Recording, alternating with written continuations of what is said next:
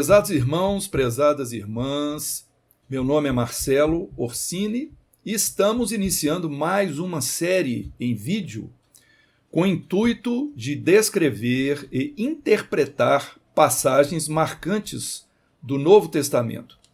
Nesta oportunidade, nós vamos percorrer o episódio da Última Ceia em parceria com o nosso amigo Valdir Silva. Tudo bem, Valdir?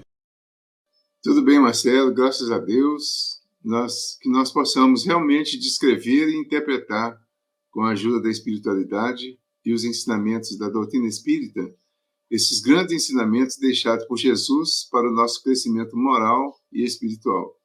Eu agradeço muito pela oportunidade. Ao longo desse trabalho, nós vamos abordar alguns fatos marcantes que antecederam a ceia, as motivações de Jesus para seu último encontro com os discípulos mais próximos, a Páscoa judaica, seu significado, como ela era celebrada, como foram feitos os preparativos para a realização desta reunião para a ceia, os acontecimentos que se verificaram durante o encontro e os maravilhosos ensinos dados por Jesus, conforme o registro dos evangelistas, desde o princípio da ceia até o seu encerramento com a dispersão dos discípulos. Em nossa abordagem, pretendemos esclarecer certos fatos históricos, bem como detalhar os ensinos do Cristo em seus aspectos mais sublimes e que visam a evolução do homem como espírito imortal. Vamos percorrer a descrição literal dos acontecimentos, isto é, aquela que se entende, que a gente chama de ao pé da letra, exatamente do modo como foi escrito ou dito, o sentido original e exato de uma palavra. E, naturalmente, vamos examinar as alegorias e os simbolismos contidos nos trechos. O episódio completo da Última Ceia se compõe de narrativas encontradas nos 4 evangelhos. Parte das informações foram registradas por Mateus, Marcos e Lucas, cujos evangelhos são denominados sinóticos por apresentarem estruturas semelhantes uns aos outros, a despeito das diferenças nas redações de cada autor. Entretanto, grande parte dos ensinos de Jesus, proferidos durante esse derradeiro encontro com seus discípulos, foram reunidos por João em suas anotações nos capítulos de 13 a 17 do seu Evangelho. Esses trechos ficaram conhecidos como o Sermão do Cenáculo, os quais vamos percorrer detidamente. O Sermão do Cenáculo é um conjunto de conselhos, de recomendações que o Mestre fez aos seus discípulos. São diretrizes importantes para todos aqueles que querem seguir o caminho luminoso que Jesus nos trouxe.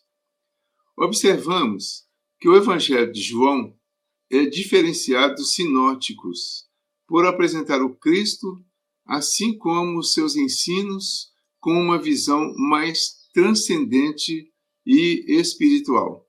Em João, capítulo 20, versículo 30, está dito que esses sinais que Jesus fez aos seus discípulos foram escritos para credes que Jesus é o Cristo, o Filho de Deus, e para que, crendo, tenhais a vida em seu nome.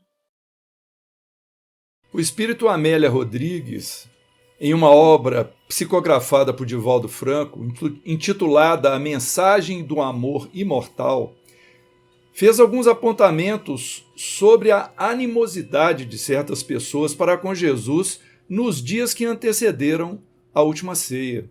Segundo ela, as forças demolidoras da intriga e da calúnia produziam assombro em toda parte.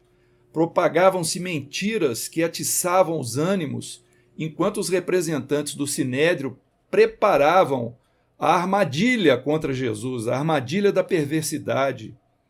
Mais de uma vez tentaram encontrar motivos para prenderem Jesus. Fatos como a expulsão dos mercadores do templo, ocorrido há pouco tempo, eram aumentados pelos difamadores. Enfim, eram pessoas que invejavam Jesus pelo que ele fazia, pela misericórdia com que ele distendia suas mãos, pelo amor que ele espraiava do seu coração. Eles sabiam que Jesus era o esperado, mas desejavam liquidá-lo, porque ele não se apresentava conforme a sua imaginação e incontrolável ambição.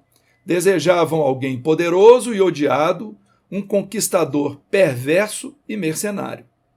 E conforme pensavam, o sangue de Jesus, na véspera do Sabá, que seria o dia do descanso dogmático dos judeus, ritualístico, talvez pudesse acalmar os coléricos inimigos da verdade. Porém, o ministério de Jesus ainda não estava terminado e fazia-se necessário concluí-lo com urgência. Jesus o sabia.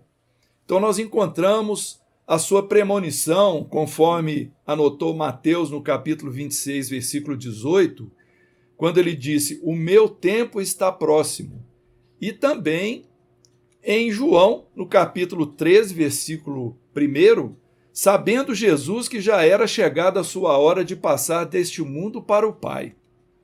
Por tudo isso, nós cremos que tenham sido as intenções de Jesus para a realização deste grande e derradeiro encontro com os discípulos os seguintes fatores: reforçar a necessidade da vivência integral da lei de amor, segundo os princípios da verdadeira fraternidade, que devem estar à frente de todas as iniciativas da humanidade, e criar oportunidade para confraternizar com seus discípulos mais íntimos, transmitir consolo e orientações antes de sua partida do mundo material, prevenir sobre certos acontecimentos futuros e também empenhar seu amor e proteção aos que o aceitassem por mestre.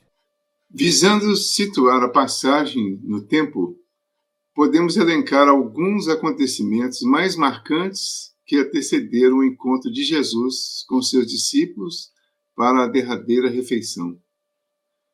Jesus se dirigiu para Jerusalém, onde expulsou os mercadores do templo. Logo a seguir, visitou a cidade de Betânia e, no caminho de volta, entre aspas, amaldiçoou a figueira seca, esclareceu a diferença entre a moeda de César e a moeda de Deus. Pediu que observassem um novo mandamento que definiria os que seriam seus discípulos. Está em João capítulo 13, versículo 34. Que vos ameis uns aos outros. Salientou o imenso valor do donativo da viúva no templo. O óbolo da viúva, como é tratado algumas vezes, a importância dessa doação despretensiosa e desinteressada. Realizou o sermão profético. O sermão profético está em Mateus, capítulo 24, no capítulo todo, vai do versículo 1 até o 51. Mencionou, neste sermão, o fim dos tempos. E, especialmente em Mateus 24, 14, ele diz assim: "E este evangelho do reino será proclamado no mundo inteiro, como testemunho para todas as nações. E então virá o fim", com o uso de linguagem apocalíptica. Esse virá o fim foi o que muitos estudiosos interpretaram como se fosse o fim do mundo. Mas quando nós analisamos a proposta de testemunho do Evangelho, nós vamos entender que testemunhar o Evangelho é não fazer o mal. Então, viria o fim do mal e não do mundo, que não vai acabar. E alertou ainda seus seguidores quanto às tribulações e perseguições que adviriam antes do triunfo final do reino de Deus.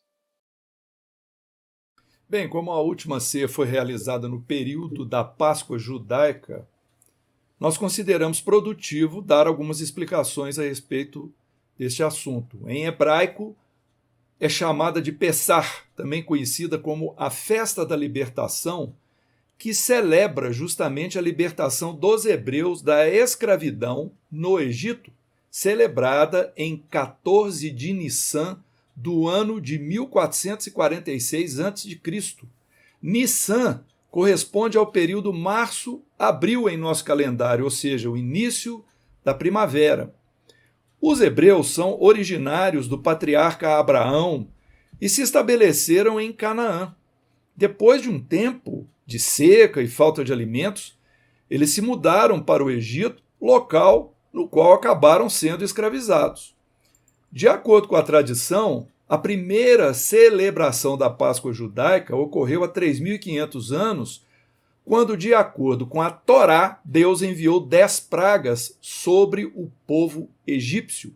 A Torá compõe os 5 primeiros volumes do livro sagrado da religião judaica. Tem origem no termo hebraico yará, que significa ensinamento, instrução ou lei. É considerado um guia para os judeus, com 613 mandamentos que ensinam como devem ou não agir, seja nas relações sociais, familiares e religiosas. A Torá narra desde a história da criação do mundo por Deus até a chegada do povo judeu em Israel, além da morte de Moisés. Como reza do texto, abre aspas, antes da 10ª praga, que seria a morte dos primogênitos, o profeta Moisés foi instruído a pedir ao seu povo que cada família sacrificasse um cordeiro e marcasse as portas com o sangue, para que elas não fossem acometidas pela maldição. Chegada a noite, os hebreus comeram a carne do cordeiro, acompanhada de pão ázimo e ervas amargas. À meia-noite, um anjo enviado por Deus feriu de morte todos os primogênitos egípcios, desde os primogênitos dos animais até mesmo os primogênitos da casa do faraó. Então o faraó, temendo a ira divina, aceitou libertar o povo de Israel para a adoração no deserto, o que levou ao êxodo. Fecha aspas. Como recordação dessa libertação e do castigo de Deus sobre o faraó, foi então instituído para todas as gerações o ritual do sacrifício de Pessar. É importante notar que a palavra Pessar significa passagem, porém a passagem do anjo da morte e não a passagem dos hebreus pelo Mar Vermelho. Durante a Pessar, os judeus não consumiam nada que possuísse fermento, assim como hoje ainda acontece. Portanto, todos os alimentos com este componente são vetados. Lembrando que no capítulo 2 do 3º livro de Moisés, o Levítico, contam as regras referentes ao puro e ao impuro, aos animais que se devem ou não comer. Então, são as regras referentes à alimentação em geral. O pão ázimo é um pão sem fermento. E na tradição hebraica, os judeus, quando foram autorizados a saírem do Egito, não conseguiram esperar o pão fermentar. E por isso, ele é feito de uma massa bem fina. Tudo isso faz parte do caráter extremamente dogmático do judaísmo. À época de Jesus, a festa da Páscoa durava 8 dias inteiros. No dia da imolação do cordeiro, que era 14 de Nissan, março, abril, não devia encontrar-se na casa nenhum alimento fermentado, nenhum condimentado com sal e nenhum temperado com azeite. Para evitar descuidos, desde a véspera, que seria 13 de Nissan, os donos da casa percorriam todos os recantos, catando qualquer migalha de fermento para que fosse queimado a tempo. Nós agora vamos ler a descrição em Lucas sobre esses preparativos, apesar de que temos também esse registro em Mateus e Marcos.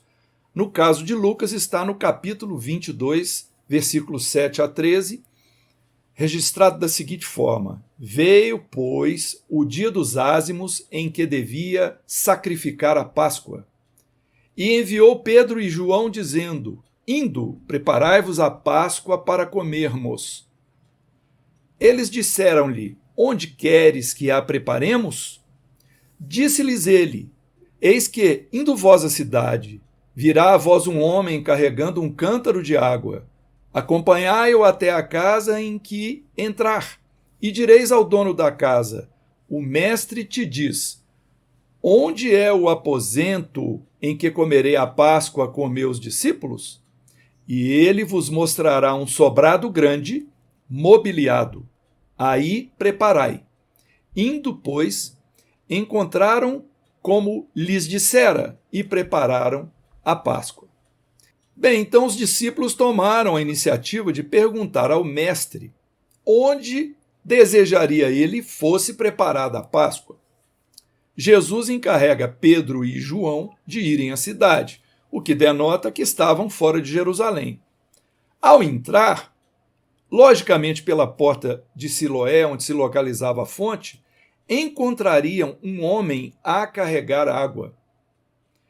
E esse seria o contato para eles se dirigirem ao local. E quanto ao local, as suposições foram várias ao longo dos séculos. Poderia ser a casa de Nicodemos? Seria a casa de José de Arimateia? Ou seria a casa de qualquer outra personagem importante cujo nome não devia ser citado para evitar perseguições?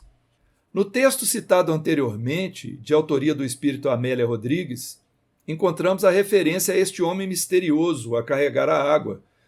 Segundo ela, após ser questionado onde Jesus poderia se reunir com os amigos para a Páscoa, ele abrirá os braços e, após tocar o peito na área do coração, responderá: Aqui tenho preparado o recinto para essa hora, na sala sublime que tenho reservado para a ação da caridade. Esta é a hora da união, a hora quase final. Quem tiver ouvidos, que ouça. Quem possuir entendimento, que compreenda.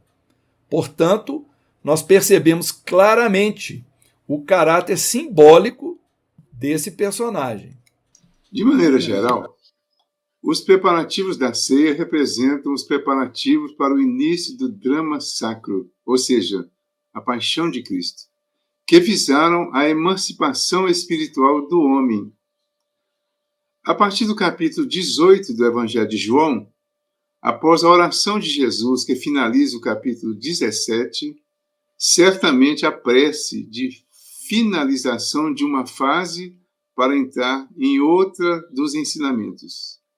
Tratava-se do sacrifício supremo de Jesus, coroando todos os seus ensinos já transmitidos, que indicaram o caminho para a libertação do espírito encarnado dos grilhões da matéria.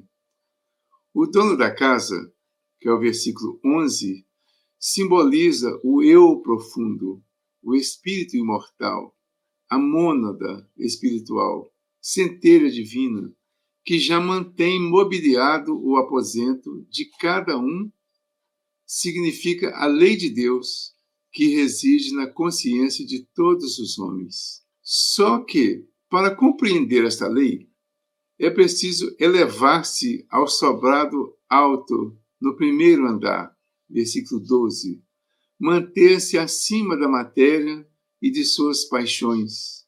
Portanto, não é na parte material que encontramos o aposento secreto do encontro e da passagem, isto é, aquele aposento onde devemos estar habituados a entrar e, fechada a porta, orar em secreto, conforme as instruções de Jesus no Sermão do Monte, em Mateus capítulo 6, versículo 6. No livro Pão Nosso, capítulo 144, o Espírito Emmanuel afirma que, abre aspas, aquele cenáculo mobiliado a que se referiu Jesus é perfeito símbolo do aposento interno da alma. O aprendiz sincero atinge o cenáculo simbólico do coração e, embora não possa mudar de ideias diariamente, como acontece aos móveis da residência, pode dar-lhes novo brilho a cada instante, sublimando os impulsos, renovando concepções, elevando desejos e melhorando sempre as qualidades estimáveis que já possui.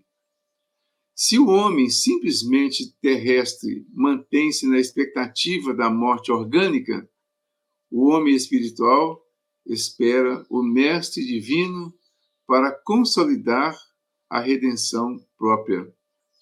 Pede Emmanuel que não abandonemos o cenáculo da fé e que dentro dele façamos os preparativos em constante ascensão. Vejamos então o registro do início da ceia. Nós temos registrado em Mateus, Marcos e Lucas. Mas vamos ler Lucas 22. E quando aconteceu a hora, reclinaram-se também à mesa os discípulos junto com ele. Então Jesus chega no local com os 12, proveniente talvez de Betânia, quando a tarde já vinha caindo. Estávamos, pois, cerca das 18 horas do dia 13 de Nissan.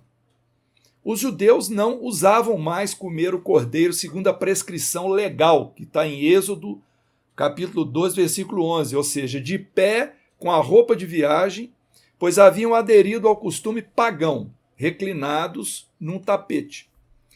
Quanto à posição dos discípulos à mesa, Jesus devia provavelmente estar no centro, com Pedro à sua esquerda e João à sua direita, o que facilitou a esse apóstolo recostar a cabeça no peito do mestre para falar-lhe em voz baixa. Logo ao lado de João devia estar Judas, por ser o ecônomo, encarregado de chefiar todo o serviço da refeição. Os narradores falam apenas da presença dos discípulos na ceia. O próprio dono da casa não tomou parte da cerimônia. Cada um dos elementos principais terá sua tarefa específica, como veremos na continuação das narrativas, embora somente 3 deles apareçam como realmente atuantes. Foram João, Pedro e Judas. Os outros 9 perdem-se na multidão anônima até depois da ressurreição, onde alguns deles ainda são recordados. Muito bem, meus irmãos, assim então encerramos, este primeiro episódio, e no próximo nós vamos descrever e analisar o que ocorreu na chegada dos discípulos a este local da ceia. Até lá, um abraço para todos.